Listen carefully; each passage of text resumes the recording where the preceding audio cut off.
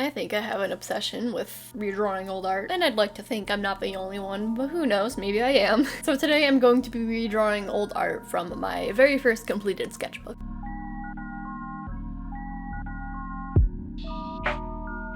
Hello and welcome back to my channel. Hope you're doing well. I believe this is going to be the last redrawing old art video for a while, and then I'm going to get back to posting looking at my old art because I definitely have a lot of old sketchbooks to look at, but I'm already getting on a tangent and I've been recording for like 30 seconds.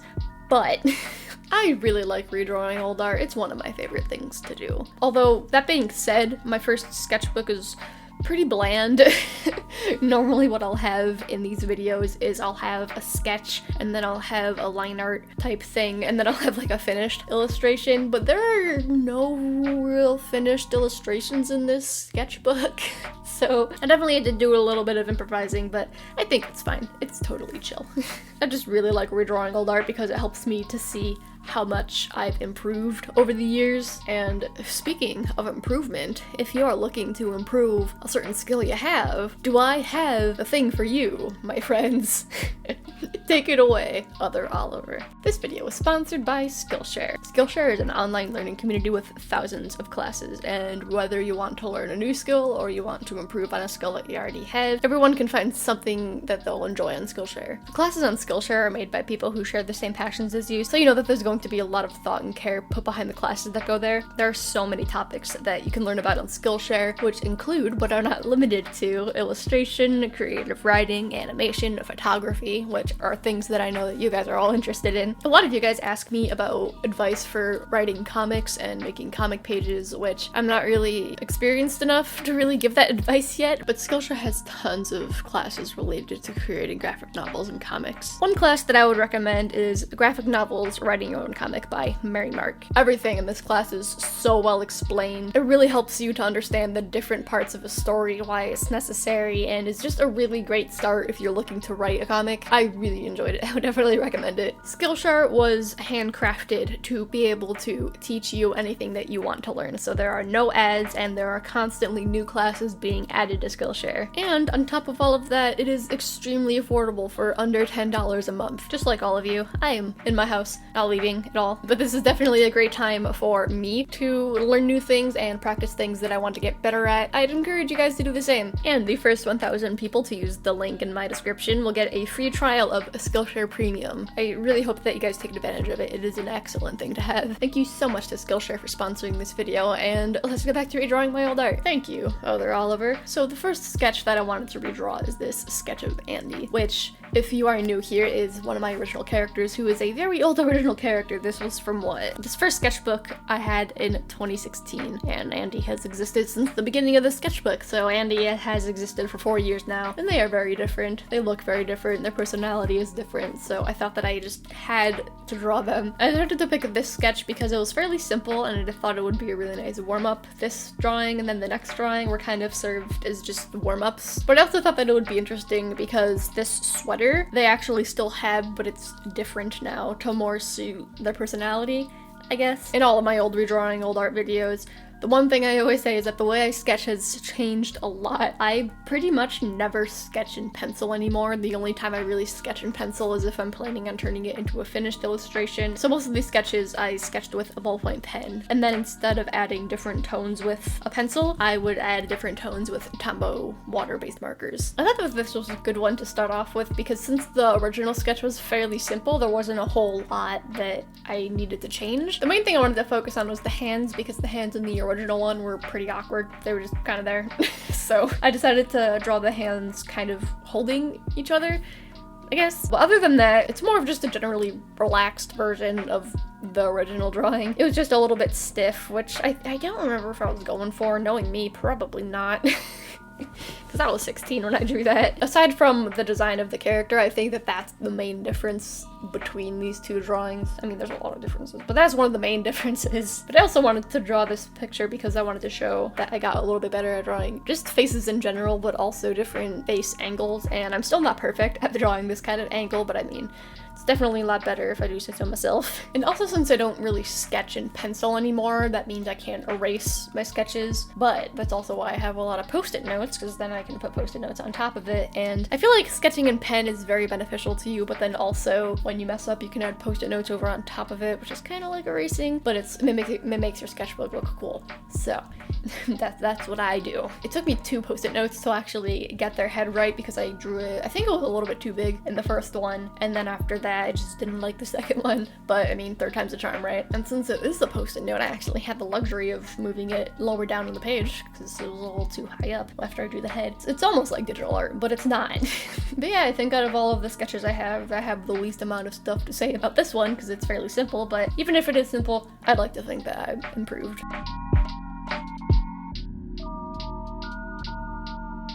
Next up is the obligatory fan art for the redraw video, and this time we have Kiki from Kiki's Delivery Service. First off, I remember drawing this original one in a pep rally at school. I was very uninterested in pep rallies, but I also think I drew this around the time that I first watched Kiki's Delivery Service, so this is fun. Brings back fun memories. But there's definitely a lot that I wanted to improve with this one. The main thing is the movement. I could tell in the original one by the way that I drew the skirt that I wanted there to be a lot of movement, but since I only added the movement to the skirt, it doesn't really look like that. So I'm adding a lot more movement this time. I added movement to her bow, her hair, her sleeves, and I think that's it.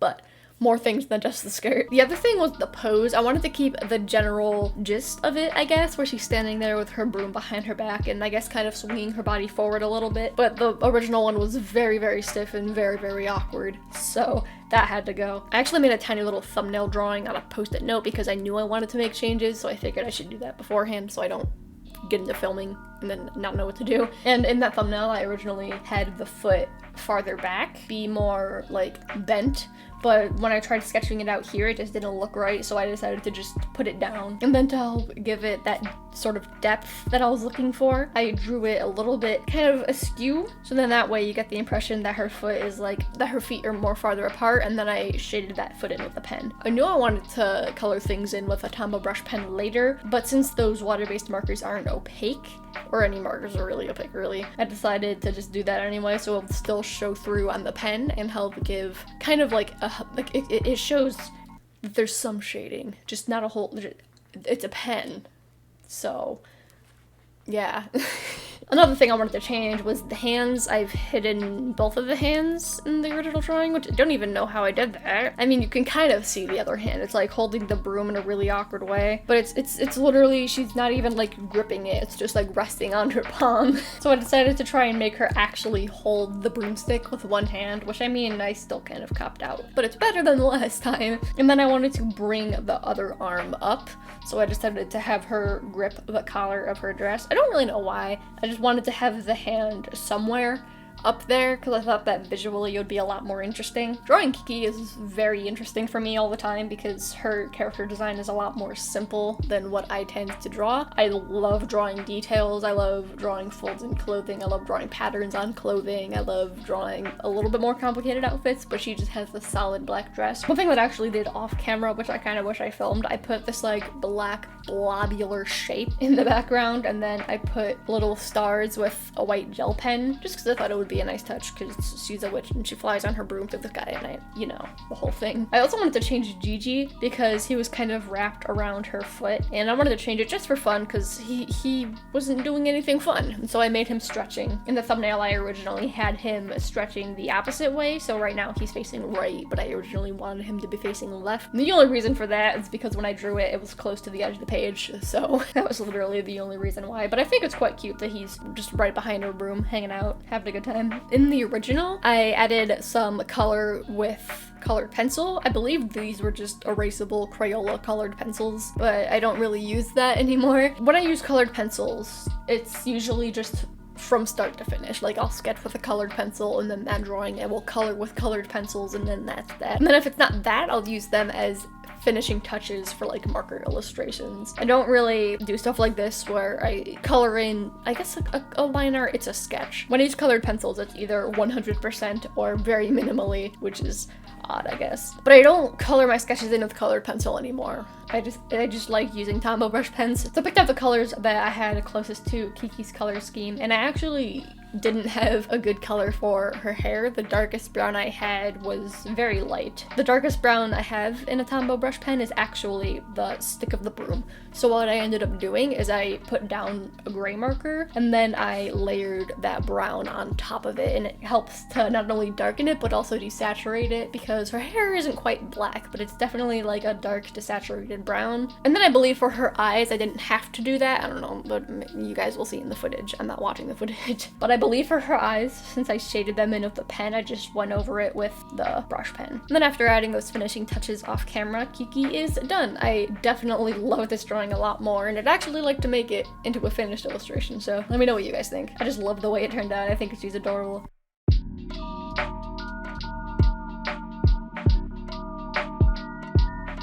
Next up, we have this line art drawing of a mermaid character who, fun fact, is actually going to be a character in my upcoming webcomic. At the time of me drawing her in this original drawing, I don't remember if I made her a character, but she became a character later on just for whenever I wanted to draw mermaids. And then after I decided the plot for my webcomic, I decided that she fits in that universe, so I plopped her right in there. But just like Andy, this is also a character that went through design changes, so I definitely wanted to draw her here. And I guess kind of just give you guys a little sneak peek of here's a character. You can see her. She's in the comic, but here she is. There's a lot of things I keep secret in my comic, but I figured you can see her. I'll let you guys do that. Obviously, one of the biggest differences in this drawing is her design. I think a lot of the core elements of her design have stayed the same, but yet at the same time she somehow looks so different. I was definitely excited to add in these new elements. Like, her ears are more like fins. She also has fins on her arms, like right on her, what's it, a forearm? I don't know anatomy. One detail I wish I had shown off a little bit more are her webbed fingers, because she has those now, but because of the pose I picked, you can't really see them, but I mean, whatever, it's fine. Speaking of the pose though, I was actually pretty happy with the original one. Like, obviously there were some tweaks that needed to happen, but I think in general, I really liked it. I really liked the flowiness of it. So I just had a couple of minor changes, like for example, her hand that's up near her head, I ended up tilting her palm towards her face just a little bit more, because I thought that that angle was a little bit off. And then her other arm that's kind of out, I had her grip this, I don't know if I would call it a dress. I'm filming this much later than I normally would. My brain's a little, but her other arm that's out, I had it grip this sort of fabric that is mimicking a dress, just to have it do something so it's not just off there floating on the side. When I was drawing her here, it was actually the first time in a while that I've actually drawn a mermaid, so it definitely took some getting used to. But I definitely think that I've improved with drawing the tail, even if it's not like something I've been actively practicing. Just getting better at art in general has helped me get better at mermaids. One thing that I definitely wanted to do in this drawing is to define the scale features a little bit more. I guess in her new design they're a little bit more prominent. Like, obviously, since the bottom half of a mermaid is fish, the scales are pretty prominent, but she also has scales on her face, like where her ear fins, I don't even know what to call them, but where those meet her head, those are like all scaly, and it kind of melts out into like a face pattern. I struggled a little bit of finding a happy medium between defining the scales and keeping it simple, because if I were to draw every single scale, I would be here for a very long time. And then when I also went on to the line art in the original drawing, I used a brush pen, so I figured I don't really use brush pens anymore, but I'll try for old time's sake. And then I drew her eyes, and I said, nope, we are not doing that. I didn't use the brush pen. I don't know how I used brush pens so much back then. I guess I just had thicker lines back then, and now I just prefer thinner lines. But then also, since I was worse at proportions, the pictures I would draw just seemed generally bigger, because the characters would look a lot smaller, I guess. I don't know, they'd have like big bobbleheads, and it was weird. But I just don't like thick lines for my style, and with a brush pen it's really hard to get those thin lines, and so I actually switched over to these liners that I got at Five Below. I wouldn't recommend them as a permanent liner use in your collection, but they're definitely really great if you just need some quick liners. Just write that in there. Like, if you need to buy new liners but you don't really have the money to splurge on big fancy liners, I think these get the job done just fine. So that's what I use. I also use them because the liner I use for most of the drawing is actually the thinnest black black liner I own. I usually work in 01, the one I use is 02, so just a little bit thicker, but I don't think you can really tell that much. That's another thing that changed a lot in my art. I don't really use black line art, like, ever, really. The only time I would use it is for stuff like this where it's just a line art, but if I ever plan on coloring something with line art, which to be honest is most of the time I do line art, I never really use black. It's such a harsh color and I just like my art to look a lot softer, so I usually gravitate towards a light brown. But I've also been using other colors like blue and pink and purple. That's definitely what I did here, and I think my line art has just I've gotten a lot better at it. I think that my line art just looks a lot more confident. I definitely have a lot more confidence in putting ink down on paper. I just think that even on a technical level, like confidence aside, just on a technical level, it's better.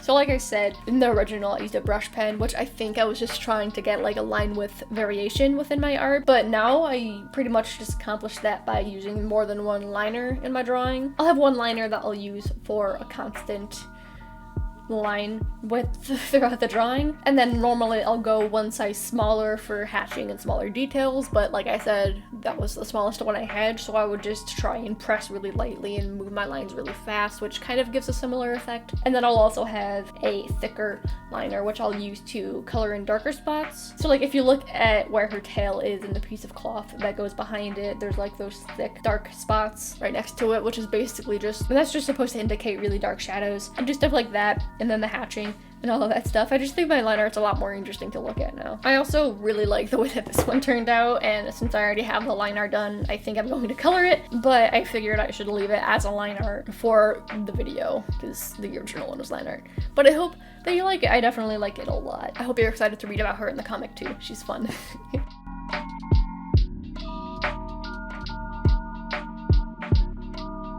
And lastly, we have the finished illustration of the video, which originally wasn't a finished illustration. Surprise, it's another drawing of Andy. I used to draw Andy constantly. I still draw them, but definitely not as much as I do. I just have too many characters to always be drawing them. But for this drawing, I decided to move out of my sketchbook and move on to a much smaller piece of paper, which is a small piece of cardstock that I have. For this one, I wanted to keep the general feel of the pose there, but there's definitely a lot of improving that could be done. The original one is very, very stiff. It's very disproportionate.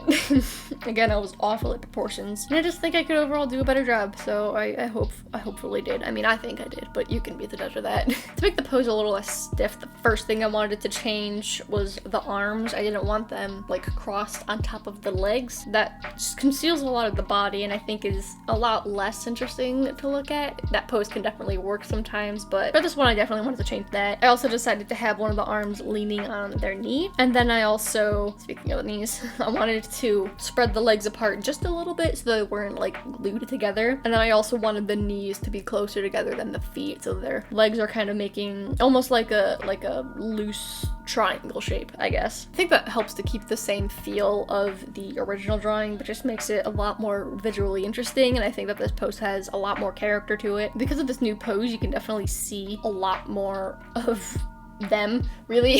Since their legs and their arms aren't covering a good amount of their body, I was able to draw a lot more details, like a little bit of the front of the shirt, and then like how the sweater would fold around the legs since it's so baggy. I was able to draw the folds in the sleeves, and it just overall a much better pose. I can't really speak on how my coloring has changed because I mean the original one wasn't colored, but I can definitely say the style of coloring that I've had hasn't really changed. I've just kind of generally improved with drawing, which is good. In this drawing, again, I don't use black line art a lot, just like things to look really soft, and so in this one I decided to go for a blue liner. One, because it fits Andy's general color scheme, but two, I also thought it was interesting because the original drawing was actually sketched with Sharpie pen. I used to love sketching with Sharpie pen. I don't know why, but I used to love it. And the liner was actually a pretty similar color to the original Sharpie pen. So that was fun. Just like the first drawing of Andy, I think here you can really see a personality difference. I think that also is because of the redesign. I think their designs read very differently, but also because of this new pose and the facial expression. I think, again, there's a lot more character here, and I just think that you can really see you can really see the change in personality. When I was coloring, my markers were actually kind of dying a lot. I mean, classic me, right? My markers are always dying. So I tried to make it the best I could, and I actually ended up busting out some Ohuhu markers, which in last week's video I mentioned doing a review video of, and you all were very eager for that, so don't worry, that will definitely be coming to you guys soon. But I threw a couple in here. I believe I used 3 different Ohuhu markers. I think my favorite part about this drawing is the shoes. I really like how they turned out. I guess it's not really a new design anymore. They've looked like this for a while. But this design, rather than their old design, I really love the silhouette with like the big baggy sweater and then the tighter pants and then the big chunky shoes. I just love it. And here I think that I just really like the way that it looks here. The shoes are definitely big and chunky. And I really like the way that one of their hands is like pulling on their shoe. I think that the way I drew the shoes in this one kind of is like, in the original drawing, their feet were kind of also turned inward, like how they were in this drawing where the toes are pointed towards each other. It looks like that's what I was trying to go for in the original, but I didn't really do a good job at it. So I'm really glad to see that improvement. And honestly, just the way that I do shoes in general. My shoes are not very good, but I'd like to think that I'm really good at drawing shoes now. I mean, it's one of the things I'm more confident in, at least. But yes, here we go. There's my child. They definitely look very different. They have a different personality, and my art is very different. So there's a lot of different stuff going on, but there we go. Here, that's the final drawing. And those are all of the redraws that I will be bringing you today. Again, my first sketchbook was really boring, so I tried to pick the most interesting drawings in there, so let me know what you thought of them. And now that I've caught up with all of my old art videos that I've had posted, I'll get back to looking at my old art, and then I'll redraw some of those, and then it'll continue. Let me know what your favorite drawing in this video is. I'm really happy with how all of them came out, which is always a good feeling. It's nice to like your art. And don't forget to give this video a thumbs up if you liked it. I'd really appreciate that. And if you are new here, hello, my name is Oliver. I post a new video every single Wednesday, bonus videos whenever I can. I just like sharing my art here. I'd like to think we have a fun time with art over here, so stick around, please. And you can also follow me on social media, which will be on screen now and linked in the description box below. Following me on Instagram would be the best place. It would be the best place to do that, so if you have an Instagram account, go follow me there. There'll also be some videos on screen now and linked in the iCard for you to check out if you want. That'd be super rad. I would love if you did that. Thank you so much for watching, and I will see you next week. Bye.